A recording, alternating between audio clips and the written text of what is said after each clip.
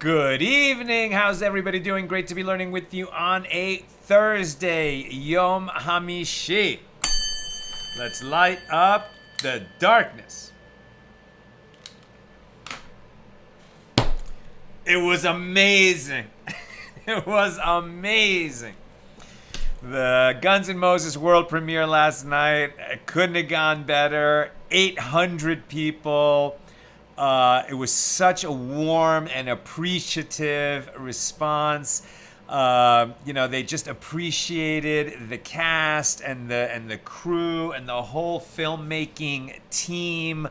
They just loved the movie. They laughed. There were audible gasps just when you'd want them in our thriller. We didn't expect as many laughs as there were, but they were just so in tune with the characters and caring about them and experiencing it with them that they were just spontaneously reacting to everything that happened. When Nina and I took the stage with the cast and crew afterward, I mean, it was 800 people cheering, literally cheering. It was a wonderful, wonderful night. We can't wait to share it with the entire Accidental Talmudist audience, God willing, coming to a theater near you soon. Who's in the house on a Thursday evening? For AT Daily, Yehud in South Carolina, Joe in the Inland Empire, Renee in Indiana, Bell in Florida, Elvis in New York, Jonathan in Southern California, asking how is the premiere. Thank you for asking, Jonathan. Bell, happy to be listening in Texas. Thanks always. Hope the opening was a huge success. Waiting to see the film in Dallas, Fort Worth. John in Maine, Sharon in New Jersey. Where can I get the hat? Awesome. Marjorie's in Georgia, Shandor in the Bronx, Bill in mid-Missouri, Karen in Northern California, Joseph in Massachusetts. Everyone is happy. It was so good. Ella, Shalom, Chaim in Florida, Frank in San Pedro, Aoife in Florida, Spencer in Connecticut.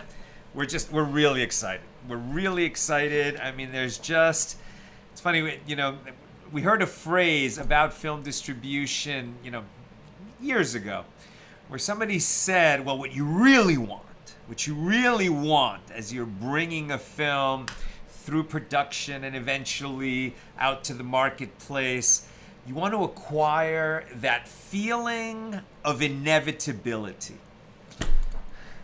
It's just, thanks to God, it is starting to have that, it's been having that feeling.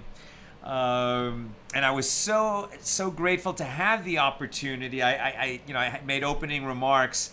There were a few speeches before, some politicians, festival director, etc. But then I spoke last before the film began. And I was so thankful to have the opportunity in front of 800 people to thank God. Thank you. Thank you, God, for bringing us this far, for shining your light on this project, for making so many things come our way that never could have come our way, but for your blessings. Thank you, God. Thank you for everything that's happened so far. Thank you for the highs and the lows and every moment and every step of this journey. And whatever comes next, we're grateful to be here. and for your blessings. Thank you, God. And I just can't wait to share the movie with all of you. Okay, let's learn. Because it's nice that people are cheering, but our job right now is to learn Torah. And truly, they should cheer for us much more than for any movie or any entertainment thing. Right now, we're doing the most important thing that we could be doing. We are on page 111 of Tractate Bava Metzia, the 22nd volume of the Talmud. Continuing our discussion of Mishna number 10, which God willing will complete tonight and open Mishna number 11. Mishnah 10 held that when you're making a deal to rent a field, if it's for sabbatical cycle, it's 7 years. If you rent it for 7 years, you actually get 8, because the sabbatical year within that is a year when you cannot grow crops. This is when the temple was standing and the deal was made in Eretz Yisrael, the land of Israel. But the Mishnah also said that you shall not withhold the wages of a hired worker, and we're continuing our discussion of that second part of the Mishnah.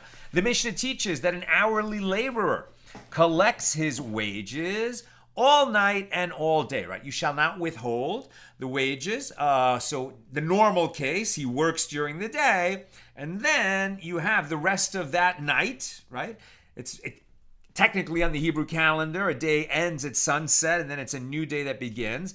But for these purposes, you have that day, right? He completes his labor. That's when his wages come due. And you should pay him that night, right? So to not violate this prohibition of withholding his wages, you have to pay him that night. If he's a nighttime worker, the Mishnah said, then you should pay him the next day. Now we're getting a little bit more nuanced about this. The Mishnah said that an hourly laborer collects his wages all night and all day. An hourly laborer. So he worked by the hour. Okay, so then you have the next night, the night and the day following. Rav says an hourly laborer who worked by day collects his wages all that day, while an hourly laborer who worked by night collects his wages all that night. And Shmuel says an hourly laborer who worked by day indeed collects his wages all that day, but an hourly laborer by night collects his wages all that night and all the following day. And I just have to say that it's incredible that we're reading this right now. Because last night, when it became apparent that we were going to have so many guests, thank God, at the screening, there are people who would normally be buying tickets to the festival, and also just so many people that came as our guests, cast and crew, investors, friends. A lot of people came as our guests. And of course, we wanted to support the festival, so we encouraged them to donate to the festival, and we provided food and other stuff. But we also brought on some additional greeters, right, to check in the people as they came through, get their names on the list, etc. And we needed extra people for that. So I hired 3 young people to work for 2 hours, right, as welcoming the crowd as they were arriving at the festival. And because we had been learning this just yesterday, I was like, okay, I got to make sure to pay them right there at the event. And I brought checks for them made out to them. I was carrying them in my pocket. But of course, I couldn't pay them before they'd done the work. We've already learned you pay them when they complete the work. I got dragged off to the red carpet. There was a lot of photography and interviews and stuff to do. And then we had to get into the theater where everybody was already sitting and speeches, etc. And I was hoping, okay, well, I'll give them the check after the movie, but okay, we got waylaid by a lot of people. So at the end of the night, we got home and I had the checks. I hadn't paid them. So I was very mindful of this. Okay, these are hourly workers. I need to pay them as quickly as possible. So I immediately contacted them, or I sent them an email, past midnight, saying, I've got your checks. 2 of the young guys, one of them, his dad, davens in the morning with me in our shul. So I said, I will give your checks to your father tomorrow. He said, that's fine. Now we had made the arrangement, right? And the third one, I said, I've got your check. Please come by tomorrow. So I don't think I violated this, right? So they worked at night, and I got them paid today, the next day. So I think it was kosher. Let's keep going. Right, we learned in the Mishnah, an hourly laborer collects his wages all night and all day. So this is apparently a conclusive refutation of Rav. So the Gemara answers, well, Rav could have said to you that he was teaching the Mishnah disjunctively, meaning an hourly laborer by day collects his wages all day, while an hourly laborer who works at night collects his wages all that night. So we learned in the Mishnah, if he was a weekly laborer, a monthly laborer, or a yearly laborer, or a laborer for a full sabbatical cycle of 7 years. So if he left upon the completion of his work in the day, he collects his wages all day. And if he left at night, he collects his wages all night and all day. And this indicates that one who finishes his work at night can be paid throughout the following day as well. Now, the Gemara replies, Rav could have said to you that it is a dispute between Tanaim, as it is taught in a Baraisa, an hourly laborer by day collects his wages all day, while an hourly laborer by night collects his wages all night. And that's the statement of Rabbi Yehuda. But Rabbi Shimon says an hourly laborer by day collects his wages all day, while an hourly laborer by night collects his wages all night and all day. And the Baraisa continues, from here, the sages stated, anyone. Now, this is what's important, right? At the end of the day, you consult with your rabbi, you look it up in Shulchan Aruch. What is the absolute time limit? Who won this argument? Okay. But now let's get to a little bit more the meat of the matter. From here, the sages stated, anyone who withholds the wages of a hired laborer violates these 5 negative prohibitions and 1 positive mitzvah. Okay, and as we get into this, think about this. I mean, in the ancient world, right, there was no OSHA, there was no Labor Practices Act, there was no Worker Protection Act, right? There was nobody looking out for the little guy, the employee, who can obviously easily be exploited by the rich people who often have, influence with the nobles, who have influence with the king, etc. I mean, who was ordered to, be kind and mindful of the people at the working class? I mean, who was protecting the working class? This was a radical innovation in the ancient world that, of course, came from the mouth of God, right, through the Torah. So, anyone, and now the sages, right, so the Torah speaks to this in 1 or 2 places, but the sages are now clarifying, and you see that they're really, interpreting this to the sort of full extent of the law to protect the workers. So from here, the sages stated that anyone who withholds the wages of a hired laborer violates 5 negative prohibitions and 1 positive mitzvah. So he violates the prohibition of do not oppress your neighbor, Leviticus 19:13. That's very sort of ambiguous. What does it mean to oppress someone, right? Seemingly what? Oppression. What is oppression? And as we'll see, it's basically that they work for you, and you don't pay them. In other words, you're treating them like a slave. That's what oppression is. But the term is going to, need some real, more definite legal significance than that. That's Leviticus 19:13. So the one who withholds the wages also violates the prohibition of do not steal. And what's the difference between oppression, where they work for you and you don't pay them, and stealing, where you just, keep their wages for yourself? How is that different? And he violates the prohibition of you should not oppress a hired laborer who is poor. So the Torah repeats it, mentions it in Leviticus and in Deuteronomy, but here in Deuteronomy adds the descriptor who is poor, and the prohibition of delaying payment of wages from Leviticus 19:13, and he has not fulfilled the positive mitzvah, right? The negative mitzvahs, do not, etc., etc., and the positive mitzvahs are you shall, right? So the difference between negative is do not do this, positive is you shall do this. So the positive mitzvah is, on the same day, you shall give him his wages, from Deuteronomy 24:15. And he has also violated the prohibition of the sun shall not set upon him, Deuteronomy 24:15. We'll come back to that and understand how that applies.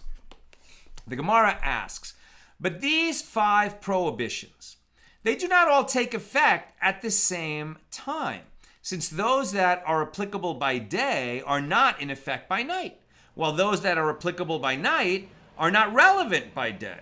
So how can he be in violation of all 5 of them? So Rav Chisda said it means merely that the general concept of withholding the wages of a hired laborer includes all these prohibitions and one positive mitzvah. It might not be that you're guilty of all of them, but we have seen, and maybe somebody can remind me where we've seen it because it's recent, it's just not coming to my mind right now, but where the sages said that the Torah, it's for the very same act, that every time you do this act, you violate 2 prohibitions. And why, if it was spelled out in one prohibition, did the Torah make it a violation of 2 separate prohibitions? Why are they 2 separate prohibitions? If they're teaching the same prohibition, answer, so that you should be guilty of 2 prohibitions.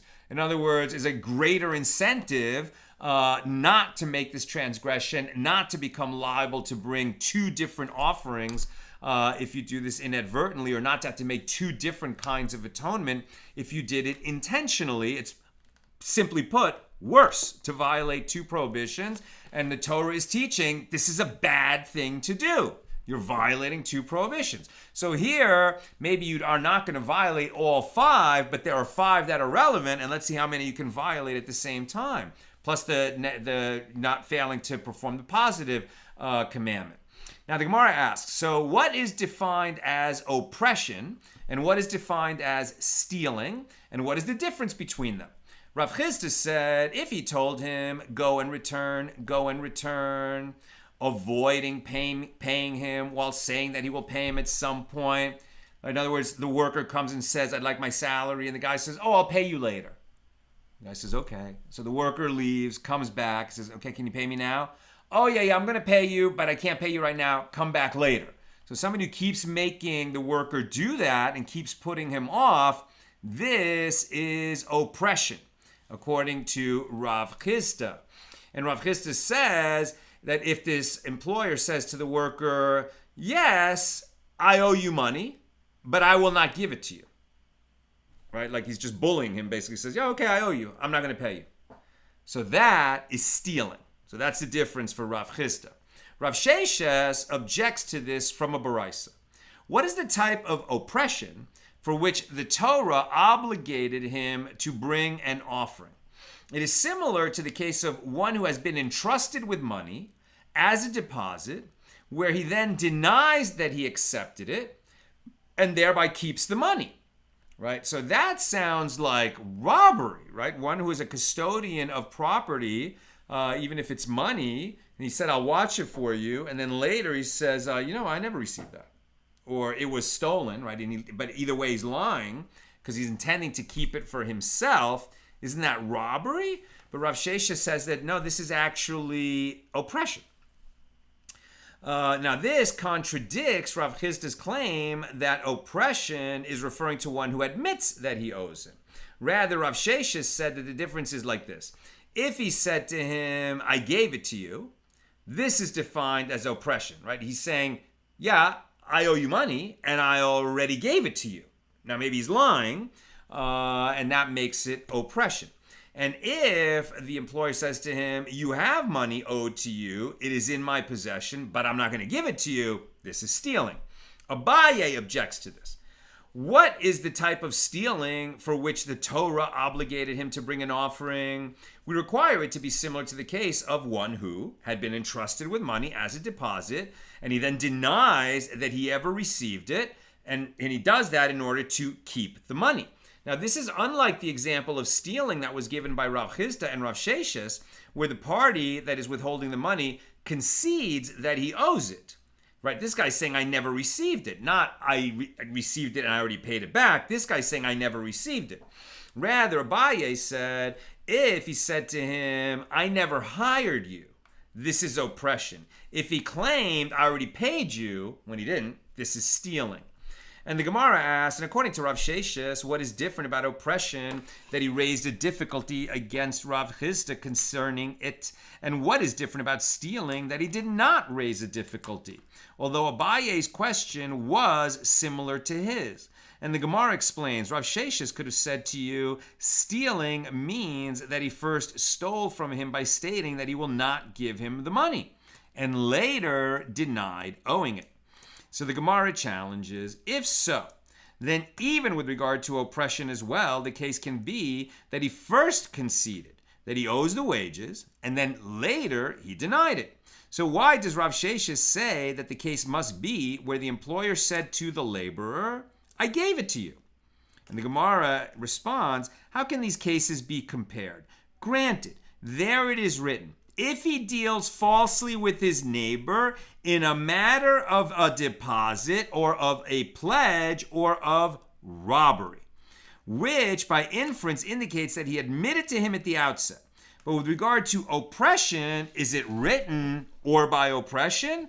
It is written or he oppressed, which does not refer back to his previous denial, but is referring to the actual sin, indicating that he had already oppressed him.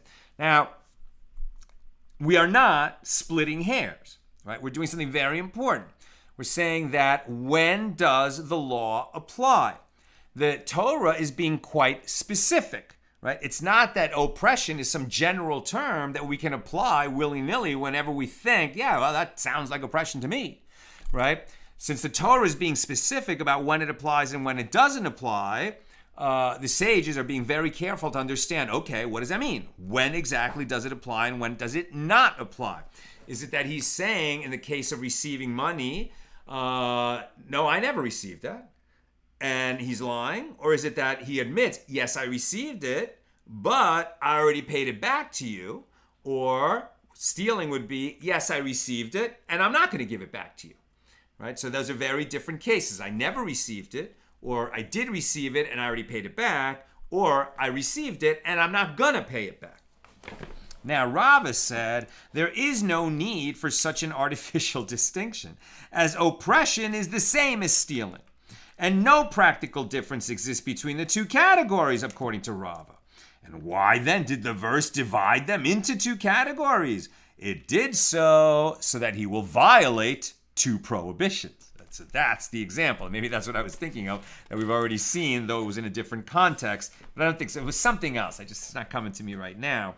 But here, according to Rava, stealing and oppression are referring to the same act, and they're called two different things for this purpose, so that you'll be guilty of two transgressions.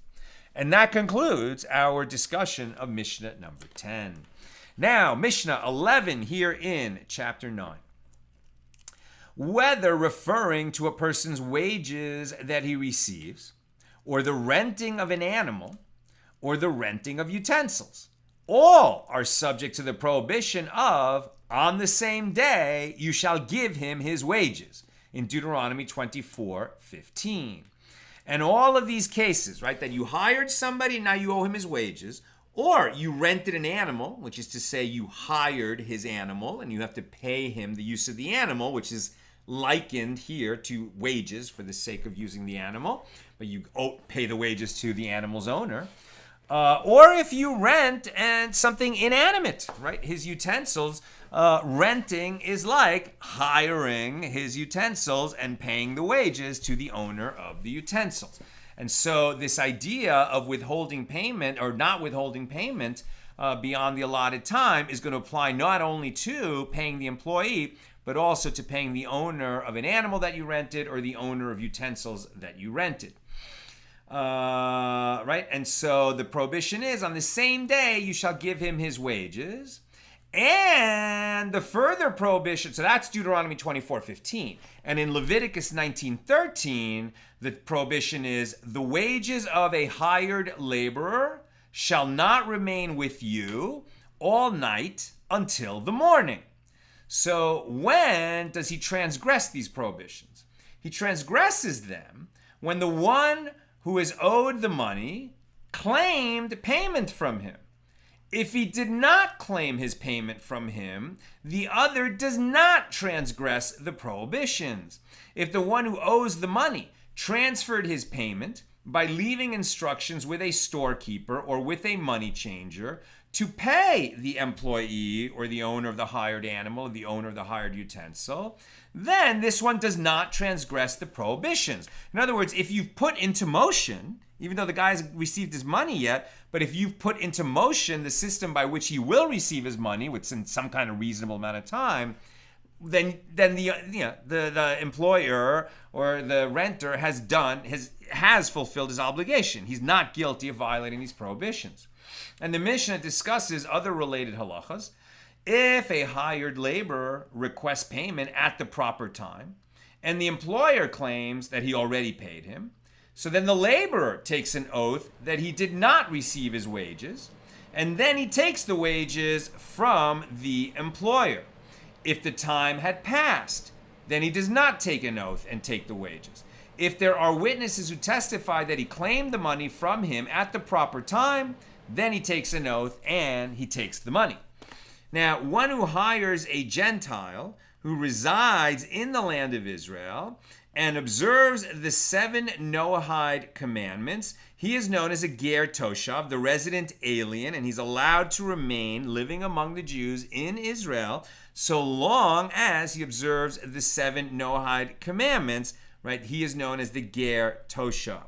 Now, these laws are more applicable, when the land of Israel was being run under Torah law. Right now, we have a secular state that is not administering the laws of Israel according to Torah, and perhaps it would be more successful if it did, but that's a matter for another day. But the point is that a Gentile who resides in Israel and observes the noahide commandments, he's known as the ger toshav, and he is subject to the prohibition of, on the same day, you shall give him his wages.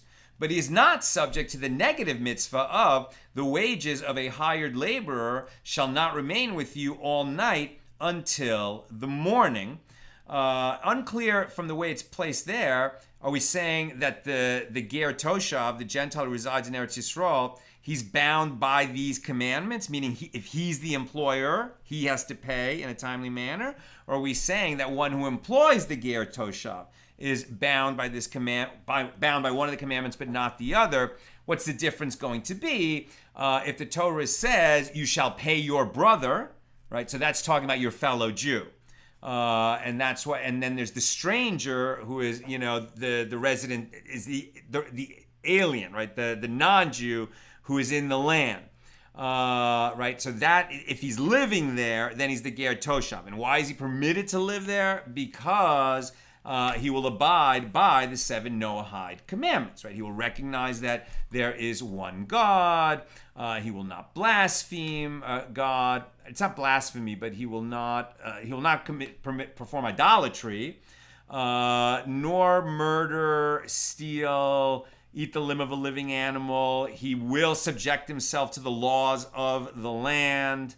He won't commit sexual impropriety, and I'm probably forgetting one, but those are the basic 7 noahide laws. Okay, so let's now get into further detail on this. That was the Mishnah, now the Gemara. The Gemara asks, whose opinion is expressed in the Mishnah? It is not that of the first Tana of the Baraisa, who interprets the phrase, from your brothers. Deuteronomy 24:14, right? So it's 24:15 is where we see this prohibition, and the previous verse is the one that says, from your brothers. That means your fellow Jews. And it is not Rabbi Yosei, the son of Rabbi Yehuda. And the Gemara explains, what is the Baraisa that is referred to here? And the Gemara explains, as it is taught in a Baraisa. Here's the Baraisa we're referring to. The verse states, you shall not oppress a hired laborer who is poor and needy, whether he be from your brothers or from your stranger that is in your land within your gate. So see, here we see protection of the non-Jew who is employed by the Jew in Israel. And this is interpreted as follows. The term from your brothers, this serves to exclude others, i.e. Gentiles who are not your brothers. As for the term your stranger, this is referring not to the ger toshav, but to the ger tzedek, the righteous stranger, right? And that means the convert, right? The ger tzedek, that's different, right? Because the ger tzedek is a Jew. Now, why would the Torah distinguish between the born Jew and the convert? Usually, there is no distinction because the convert is a Jew in every way. But according to this interpretation, this is not going to be the only interpretation. Now, as for the term within your gates, this is referring to the ger toshav, the resident alien. And what's the difference between him and others is that he accepts the noahide laws, but he's not a Jew because he still eats nevela, right? In other words, he doesn't eat kosher food. He's not obligated to. And that's why that's one of the things that is showing that he has not become a Jew. Now, now we're on page 111b. Now, I have derived only that the prohibitions of delaying wages apply to hiring people. And we'll come back to distinguishing between the Jew and the Gentile. But now we're just going to be distinguishing between hiring people and renting animals and utensils. So from where do I know to include payment for the rental of animals and utensils in the prohibition on delaying the payment? And the verse states, in your land, which includes all that is in your land. And in all of the above cases, delaying payment, they transgress all these prohibitions which apply to delaying payment. So from here, the sages stated, whether referring to the hire of a person or the rental of an animal or the rental of utensils, all are subject to the prohibition of, on the same day, you shall give him his wages. And they are likewise subject to the prohibition of delaying the payment of wages of a hired laborer. So Rabbi Yosef, the son of Rabbi Yehuda, says, one who hires the ger toshav, right, the resident alien who accepts the noahide commandments, he is subject to the prohibition of, on the same day, you shall give him his wages. But he's not subject to the prohibition of delaying payment of wages, and the payment of rent of an animal or vessels is included in the prohibition of do not oppress alone. Now, the Gemara returns to its initial question. In accordance with whose opinion is the Mishna? If it is in accordance with the opinion of the first Tana of the Baraisa, who interprets the verse from your brothers, the law of a ger toshav is difficult, as he equates a ger toshav, the resident alien, with a Jew, unlike the Mishnah. So if it is in accordance with the opinion of Rabbi Yosef, the son of Rabbi Yehuda, then the law of the rental payment of animals and vessels is difficult. As Rabbi Yosef maintains, they are not included in any of the prohibitions except for do not oppress. Right, we said there's 5 negative commandments that you violate when you withhold the wage. So do all 5, are they all applicable in the case of the ger toshav? Are all 5 applicable in the case of animals and vessels that are being hired from an owner? And Rava said, the Tana of the Mishnah is a Tana from the school of Rabbi Yishmael. As the school of Rabbi Yishmael taught, whether in the case of the hire of a person, the rental of an animal, or the rental of vessels, all these payments are subject to the mitzvah of the positive commandment, on the same day you shall give him his wages. And the prohibition of delaying payment of wages also, they all apply. Now, the ger toshav, the resident alien who accepts the noahide commandments, he is subject to the mitzvah of, on the same day, you shall give him his wages. But he is not subject to the prohibition on delaying the payment of wages, which would seem to be specific to your brother. Until this point, the Gemara has discussed the source of the ruling of the first Tana, the rabbi of the Mishnaic period. It now analyzes the reasons behind the different opinions. What is the reason of the first Tana of the Baraisa, who interprets the verse from your brothers? He derives it by verbal analogy, comparing the words, you shall not oppress a hired laborer, and the verse, the wages of a hired laborer shall not remain with you all night until the morning. So just as the former verse includes a Jew and the ger toshav, and the rental of an animal, and the rental of utensils, so too the latter verse includes all of the above. And Rabbi Yosef, the son of Rabbi Yehuda, does not derive this verbal analogy of hired laborer and hired laborer. So the Gemara challenges. Okay, let's try to keep straight who's saying what. Although Rabbi Yosef, the son of Rabbi Yehuda, does not derive the verbal analogy of the words hired laborer and hired laborer, so you would extend the law of one verse to the other verse that includes the same phrase, one should still also be liable in the case of animals or vessels due to the injunction of, on the same day you shall give him his wages. So from where does he derive that such items are not included in this prohibition?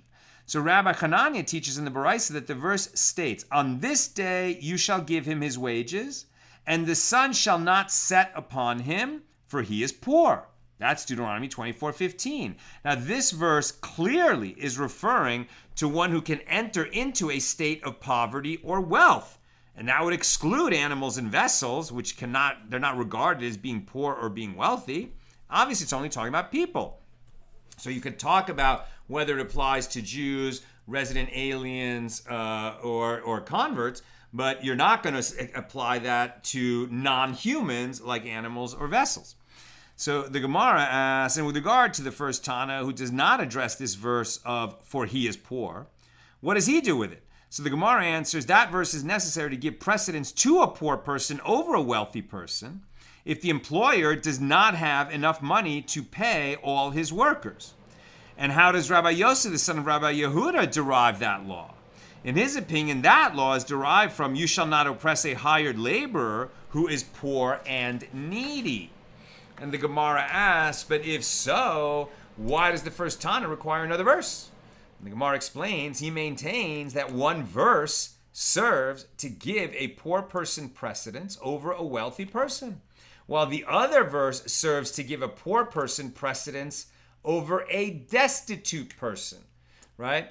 One verse says, okay, even if one is rich and one is poor, you're going to give the poor person first. The other verse might be saying, well, poor and rich, we're not going to make a distinction, but rich versus broke, destitute, then we would favor the destitute one. The Gemara adds, and both verses are necessary, as had the Torah taught us only that a poor person comes before one who is destitute. Oh, I'm sorry. The first one would just distinguish between rich and poor. The second one distinguishes between poor and destitute, right? That you give precedence to the destitute over the poor. You won't say that all the poor are one group. You'll say that one who's very poor gets precedence over someone who is merely poor. And so the Gemara adds, and both verses are necessary. As had the Torah taught us only that a poor person comes before one who is destitute, one could have said that this is because a destitute person is not ashamed to demand his money. He is so needy that he is not embarrassed to ask. But with regard to a wealthy person who is ashamed to demand his wages, one might say that a poor person does not receive precedence over him. And conversely, had the Torah taught us only that this law applies to a wealthy person, one could have said that it is because he does not need his wages right away. But with regard to a destitute person who does need it immediately, say that it does not apply. It was therefore necessary for both verses to be stated. And the Gemara asks, and with regard to the ruling of the Tana of our Mishnah, whichever way you look at it, it requires clarification. If he derives the verbal analogy of the words hired laborer and hired laborer, then even a ger toshav should be included. If he does not derive the verbal analogy of the words hired laborer and hired laborer, from where does he derive that this law applies to animals and vessels? So the Gemara answers, actually, he does not derive the analogy of hired laborer and hired laborer. And there it is different. As the verse states, the wages of a hired laborer shall not remain with you all night until the morning. So the verse is referring to any case where its work is with you. So this includes animals and vessels. So the Gemara asks, if so, then even a ger toshav should be included, as he too performs work for you when he's hired. So the Gemara responds, the initial section of the verse states reyecha, right? Sometimes translated as your neighbor, but it doesn't mean just the person who lives next door to you. Reyecha is usually translated as your fellow, and it means your fellow Jew. And so that would exclude the ger toshav, who's not your fellow Jew. He's the resident alien. And the Gemara asks, if so, then even animals and utensils should not be included, as they too are not called your fellow. So the Gemara replies, it is written with you, which includes all items that work with you. And the Gemara asks, what did you see to decide to include animals and utensils and to exclude the ger toshav? And the Gemara answers, it stands to reason that he should include animals and utensils as they are at least included in the category of your fellow's money. Whereas a ger toshav is not included in your fellow's money because he's not your fellow. And the Gemara asks, and the first Tana, the Baraisa, who interprets from your brothers, what does he do with the verse, your fellow?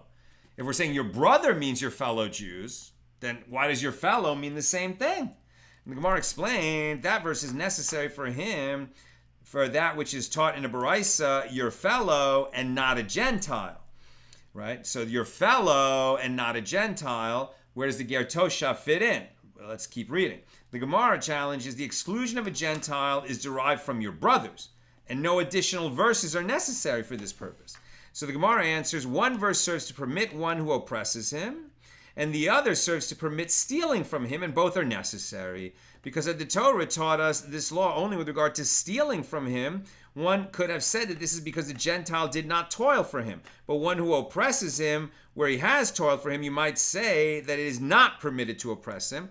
And conversely, had the Torah taught us only the practice of he who oppresses him is permitted, it might have been said that this is because the money has not yet reached his hand.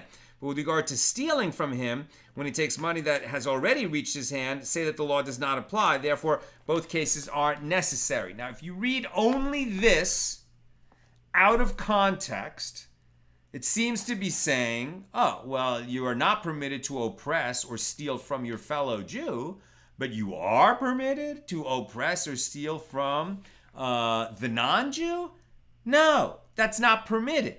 What's being said here is that stealing from a non-Jew doesn't violate these particular prohibitions. You would look elsewhere in the law and you would find that prohibition, in fact, in several places, because, first of all, it's not these particular verses, but you are not permitted to oppress or steal from the Gentile explicitly. And also because, you know, it's a chilul Hashem. It desecrates the name of God when a Jew does that. We've learned that elsewhere. And it creates bad relations between Jews and non-Jews. And there's even additional reasons why you don't do that. Right? So it is definitely not permitted. It's just that the prohibition on it doesn't emerge from this particular verse. Now the Gemara asks, and what does Rabbi Yosef, the son of Rabbi Yehuda, do with this verse? The wages of a hired laborer shall not remain with you all night until the morning. And the Gemara answers, it is necessary for him for that which Rav Asi teaches. As Rav Asi teaches, even if one hired the laborer to harvest only one cluster of grapes for him, one violates the prohibition of delaying payment of wages. The Gemara asks, and from where does the other sage, i.e. the first Tana, derive this law? And the Gemara answers, he derives it from the phrase, for he sets his soul upon it. Also Deuteronomy 24:15. And this indicates that one is liable for delaying the payment of wages due for any work. As a laborer obligates himself to perform the work, it is something for which he gives his soul. Right? Now they're getting into why the Torah says you may not withhold the wages of a laborer. One, because he's poor. Two, because he's needy. This is what the Torah says. And three, because he sets his soul upon it, right? Meaning he is dependent on that payment for his life because he is living, paycheck to paycheck, hand to mouth. He needs that money. Now we're going to get a little bit of head start on tomorrow. We're on page 112a. The Gemara asks, and what does the other sage, the second Tana, derive from this verse? And the Gemara responds, that verse is necessary for that which is taught in a Baraisa. The expression, for he set his soul upon it, explains why one must be so precise when paying a laborer his wages. For what reason did the laborer ascend on a tall ramp or suspend himself from a tree and risk death to himself? Was it not for his wages? How then can his employer delay the payment? Alternatively, the words, for he sets his soul upon it, teach that concerning one who withholds the wages of a hired laborer, it is as though he takes his soul from him. Because you're killing him. Right? Rav Huna and Rav Chisda disagreed over the meaning of this statement. One says it is referring to the soul of the robber. The soul of the robber. What do you mean? When he takes his soul from him, are we saying that by withholding the wages of a poor person who's willing to do dangerous work in order to get paid, it's because he's so needy? So don't withhold his wages because it's like you're taking his soul from him. How could this refer to the soul of the robber? Meaning that one who steals from a hired laborer by delaying payment of his wages causes heaven to remove his own soul. Right? If you withhold the wages of a laborer, you may well shorten your own life. And the other sage says that no, it's what it sounds like. He takes the soul of the robbery victim, meaning that one who steals from a hired worker causes the death of the worker, and of course he'll be held accountable for that, and it may well lead to his own soul being taken from him. But the direct meaning of the verse is that you are taking the soul of the one who worked for you and that you don't pay. So the Gemara cites proof for these two opinions. The one who says that it is referring to the soul of the robber bases his opinion on a verse. As it is written, do not rob from the weak because he is weak, nor crush the poor in the gate. And it is written immediately afterward, that was Proverbs 22:22. And immediately afterward it says, for the Lord will plead their cause and spoil the soul of those who spoil them. Right? The Lord will take the soul of those who seek to take the soul of others. This indicates that God will take the soul of one who steals from a poor person. And the one who says, the other sage who says, it is referring to the soul of the robbery victim, bases his opinion on a verse as well. As it is written, so are the ways of everyone who is greedy for gain. It takes away the life of its owners. A robber is considered as if he removed the very soul of his victim. I'm very close to done. Questions or comments, please get them in now. The Gemara asks, and according to the other sage, also, isn't it written, it takes away the life of its owners? How does he interpret this verse? The Gemara answers, this is referring to its current owner, i.e. the robber, who took the money and now has it in his possession. So the Gemara asks, and according to the other sage too, isn't it written, and spoil the soul of those who spoil them? How does he interpret this verse? And the Gemara answers, this verse employs the style known as, what is the reason? Meaning, what is the reason that God will spoil those who spoil them?